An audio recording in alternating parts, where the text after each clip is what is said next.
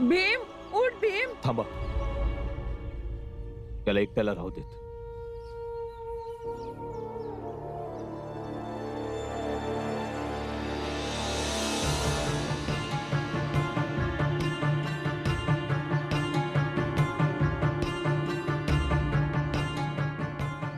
भीम, भीम काय झालं बाळा?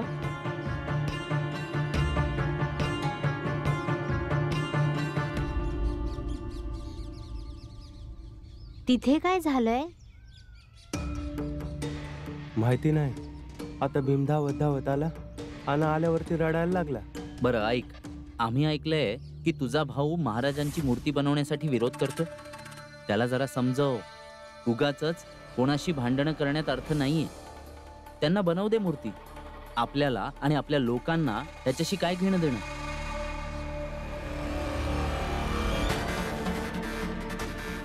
त्या घरात ना बाळा सगळ्यात मोठा मूर्ख आहे.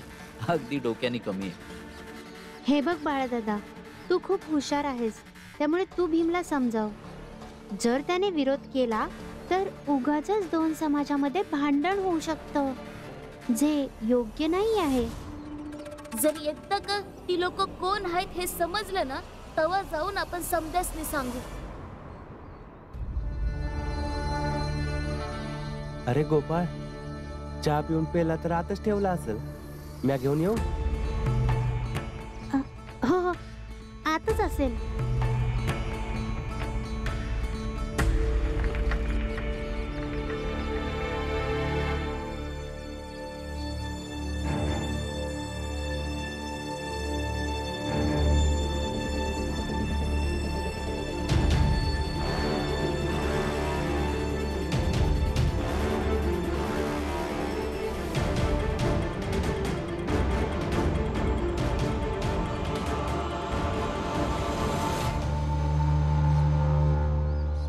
हे तर नक्की आहे की तुम्ही ते नाही जो म्या हाय. पर मग तुम्ही हात कोण? काहीतरी पुरावा मिळायला हवा, मग म्या दाखवतो.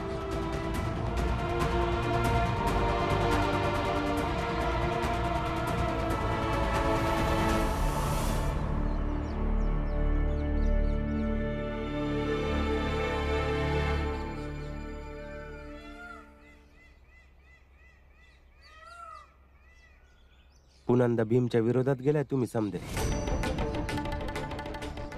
पर मी आता गप्पच बसेन. ते बी यासाठी कारण या गोष्टीचा माझ्याकडे पुरावा नाहीये की या गोपाळने मला मूर्ख बनवलंय. पण हे लक्षात असू द्या, मूर्ख बनून मी चूक केलीच आहे. आता हाच मूर्ख तुम्हा दोघा बाप पोराची वाट लावणार आहे.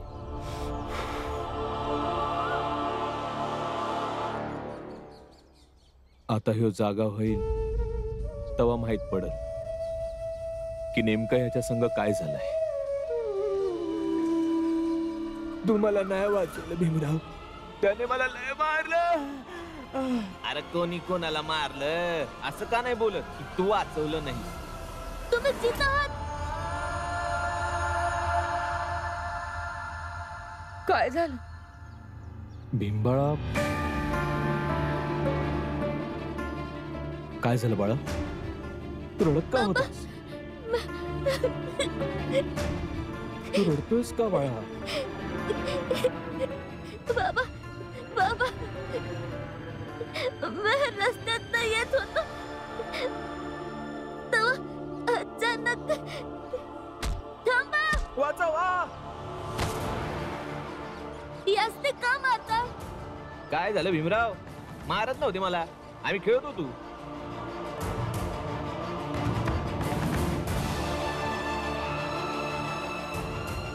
तुम्हाला वाचवलं नाही भीमराव.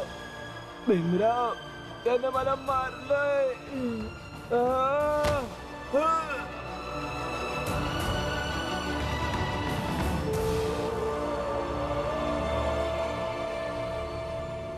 अरे जा भीम जा, ज्याला ज्या सांगायचं ते सांग. म्या मारलं याला.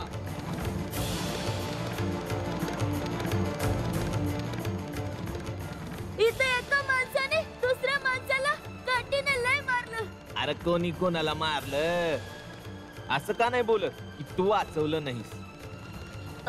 तुम्ही त्या जखमी होता, त्या रगत निघत होत, मग त्या माझ्या पुढे कसं आला ते बी एकदम ठीक होऊन. भीम, तुझा काहीतरी गैरसमज झाला असेल. तिथं कोणीतरी दुसरंच असेल. नाही आनंद दादा, कुणी दुसरं नव्हतं, तेच होते. काही हरकत नाही बाळा, तू आराम कर. मी हा शोध लावतो. मीरा, ये बाळा भीम.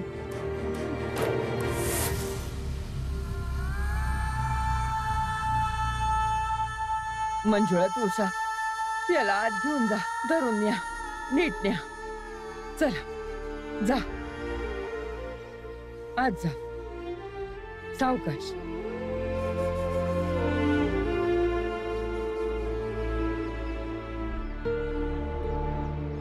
महाराज, असं करूया, सगळ्यात आधी एक भव्य पूजा करूया आणि त्यानंतर भंडारा. महाराज, महाराज, ते राजासाहेब राज्यात नाही आहे. ते कुठल्या तरी कामानं राज्याच्या बाहेर गेले आहेत. आता तुमच्या मूर्तीची स्थापना राजासाहेबांशिवायच आपल्याला करावी लागल. नाही, आम्ही राजा परत येण्याची प्रतीक्षा करतो. राजाच्या येण्याने प्रजा स्वतःहून गोळा होते आणि तोपर्यंत आपण अजून तयारी करू. अजून तयारी म्हणजे? निमंत्रण पत्रिका बनवा. आजूबाजूच्या सर्व प्रार्थना स्थळांच्या प्रमुखांना निमंत्रण द्या. इथल्या सर्व व्यापाऱ्यांना निमंत्रण द्या. आणि हो, त्या झाकलेल्या मूर्ती समोर दान पेटी ठेवा आणि इथल्या सर्व धनाढ्य लोकांकडून पैसे गोळा करण्याचं काम सुरू करा. जशी आज्ञा महाराज. आणि आम्ही त्या स्थापना दिवसाला लई भव्य दिव्य करून टाकू. चांगलं झालं महाराज, आपल्याला बराच वेळ मिळाला, कारण तो गोपाल आणि त्याचे सगळे मित्र आपापल्या कामाला लागले आहेत. ते एक असं अभियान राबवत आहे की तो भीमराव एक दिवस पागल होऊन जाईल. आणि महाराज, मला तर असं वाटतंय की असं नको व्हायला की तुमच्या मूर्ती स्थापनेच्या दिवशी तो आगाऊ भीमराव पागल होऊन तुमच्या मूर्तीच्या समोर बसून खाण्याकरता भीक मागेल. जर असं झालं तर कमालच होईल. आणि तसही भीमरावासारख्या लोकांचा हाच शेवट व्हायला पाहिजे. बिलकुल असंच होईल महाराज. हे पूर्ण सातारा गाव बघेल की त्या भीमराव सोबत काय घडणार आहे ते.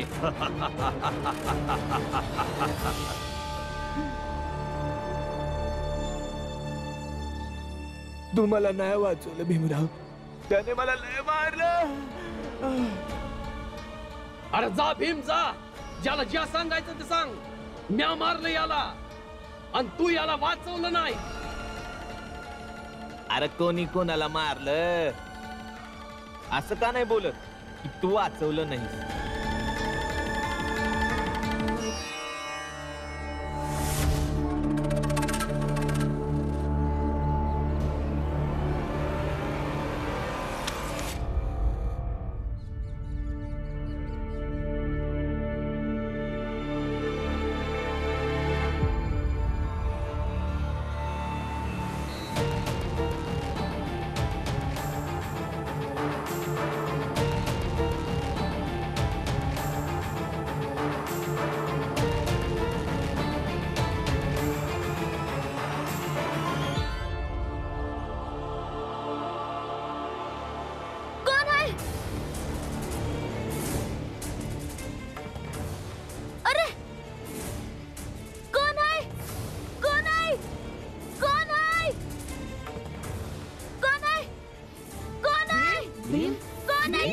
भीम, काय झालं?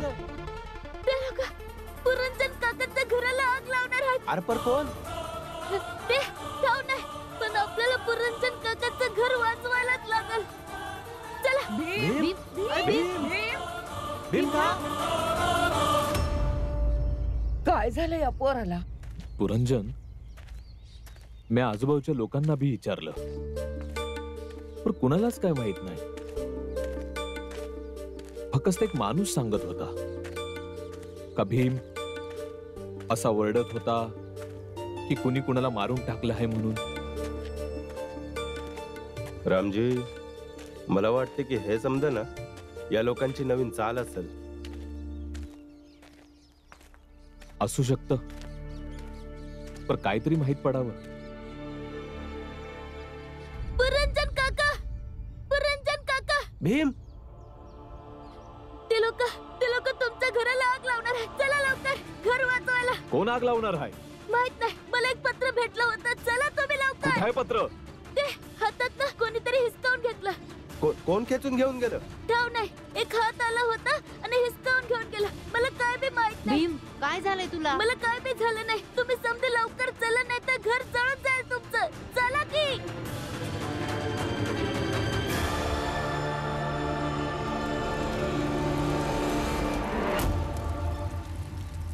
ते बघा, त्यांनी आग लावली बी. चला लवकर घर वाचवायला.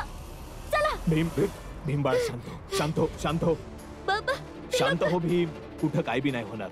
हा, बाबा, भीमला वैद्यांकडे मला घेऊन काय जाऊया. बी झालेलं नाहीये. मी काय येऊ वैद्यांकडे. अरे पण भीम, चला लवकर घर जळून जाईल. भीम, भीम ऐक. भीम.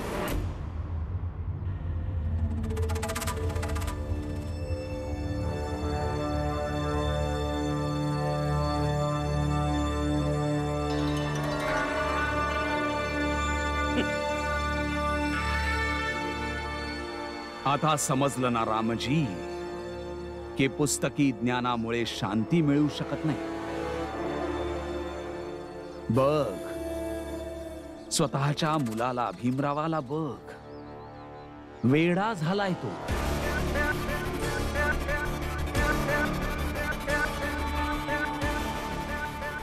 हा जर धर्माच्या मार्गावर चालला असता तर वेडा झाला नसता.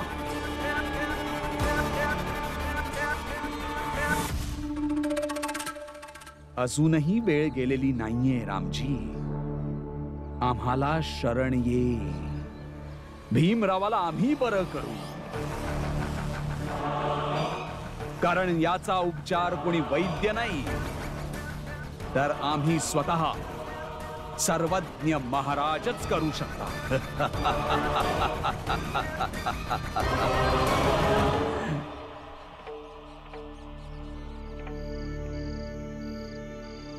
भीम, भीम, बाळा, भीम, बाळा, भीम. काय म्हणले वैद्य बुवा?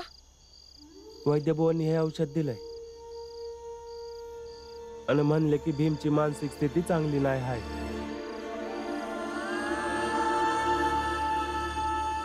आण, मी वाटून देते. मी स्वतःच्या हाताने हे वाटणार आहे.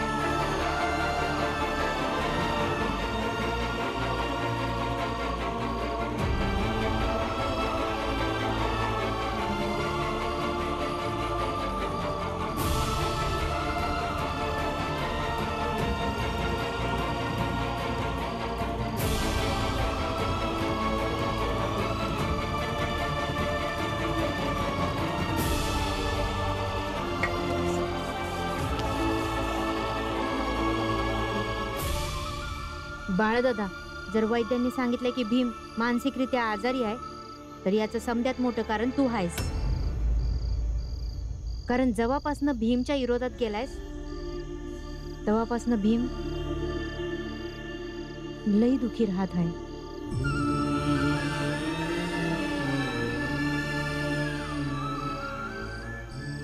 तू असं पाहू नको अन तर्क बी करू नको, कारण जे खरं आहे मी तेच सांगत आहे.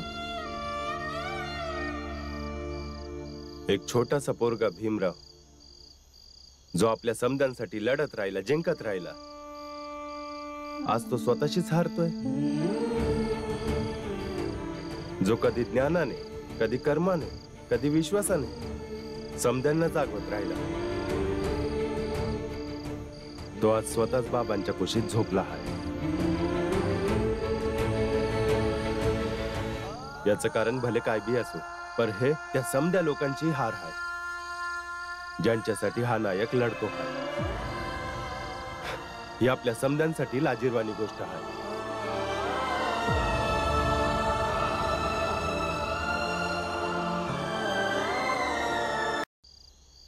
याच्या आधी की माझा पोरगा पडल, त्याच्या आधी त्याला उठवलं पाहिजे. कुठल्या बी परिस्थितीत त्याला उठावंच लागल.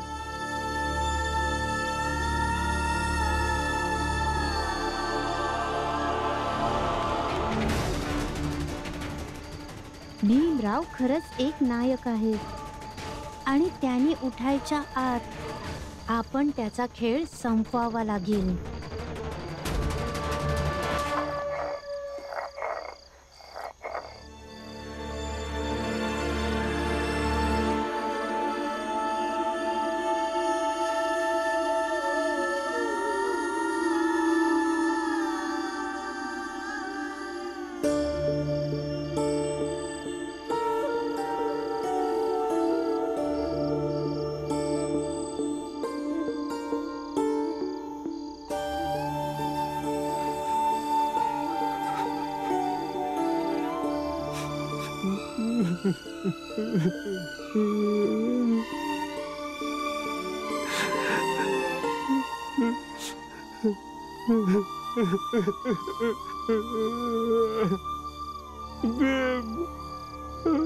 शांत हो ना बाळा. बाळा, काय नाही होणार भीमाला, तो बरा होईल र.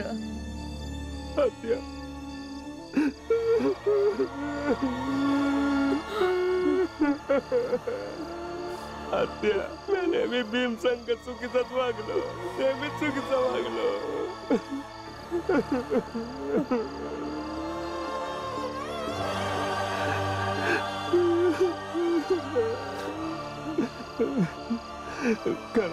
खरंच खूप चुकीचं केलं. बस झालं, शांत हो बस.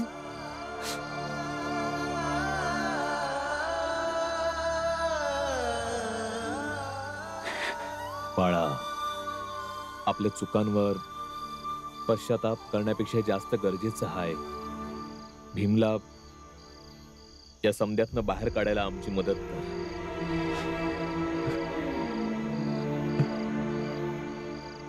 होईल नक्कीच बाबा. मी समजा काही माहीत करून घेईन.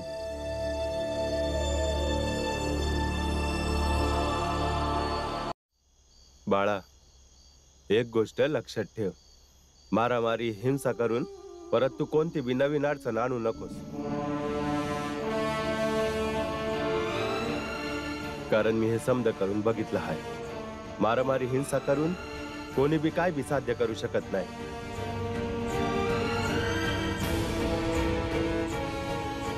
भय बाळा, तू स्वतःवर ताबा ठेव, तवाच तर तू भीमला आनम कुणा दुसऱ्यासाठी चांगला सिद्ध होशील.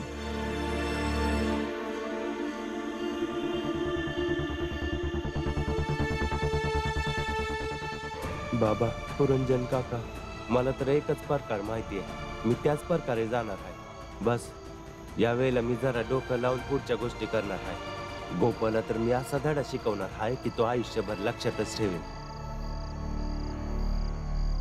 पण मग हे होणार कसं? कित्येक वेळा आपण फक्त बोलून बोलूनच एखाद्याला काहीतरी बनवू शकतो. उद्या सकाळ होतात संपूर्ण शहरात ही गोष्ट पसरली पाहिजे की भीमराव वेडा झाला आहे. आणि तसही भीमची मानसिक स्थिती जरा ठेपाळली आहे. आणि जेव्हा त्याला सगळे लोक वेडा म्हणायला लागतील तर मग भीम पण स्वतःला वेडा समजायला लागेल. आणि अशा प्रकारे तो पूर्णपणे वेडा होऊन जाईल. बरोबर बोललास. आणि हेही तितकंच खरं आहे की जास्त शिकलेली लोक जरा जास्तच विचार करतात. आणि तो भीमराव सुद्धा असाच विचार करेल की त्याला सगळे मूर्ख का समजतायत. आणि हा विचारच त्याच्यासाठी जास्त भयानक ठरेल. बरोबर. तर मग उद्या सकाळपासूनच सुरू करूया जीव घेणा खेळ.